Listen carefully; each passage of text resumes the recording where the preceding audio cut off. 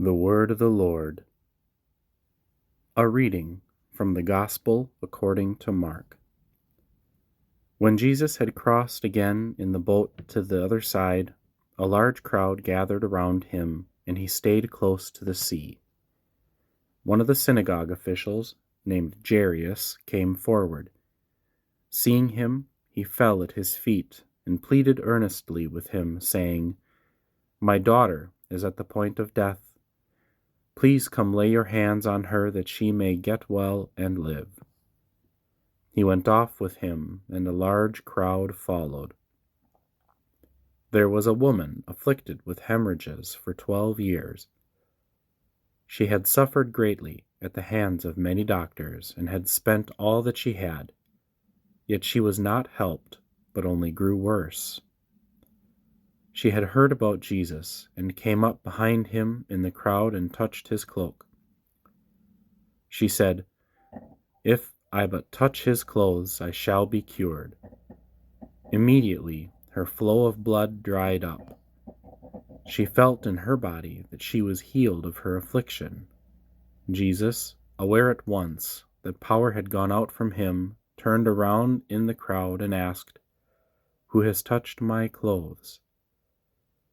But his disciples said to him, "You see how the crowd is pressing upon you, and yet you ask, 'Who touched me?'" And he looked around to see who had done it. The woman, realizing what had happened to her, approached in fear and trembling. She fell down before Jesus and told him the whole truth. He said to her, "Daughter, your faith has saved you. Go in peace and be cured of your affliction." While he was still speaking, people from the synagogue official's house arrived and said, "Your daughter has died. Why trouble the teacher any longer?" Disregarding the message that was reported, Jesus said to the synagogue official, "Do not be afraid, just have faith." He did not allow anyone to accompany him inside except Peter, James, and John, and the brother of James. When they arrived at the house of the synagogue official, he caught sight of a commotion of people weeping and wailing loudly. So he went in and said to them, "Why this commotion and weeping? The child is not dead, but asleep." And they ridiculed him. Then he put them all out. He took along the child's father and mother and those who were with him, and entered the room where the child was.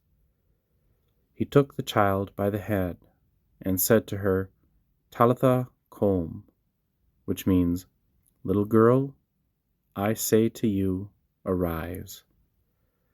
The girl, a child of 12, arose immediately and walked around, and they were utterly astounded. He gave strict orders that no one should know this, and said that she should be given something to eat.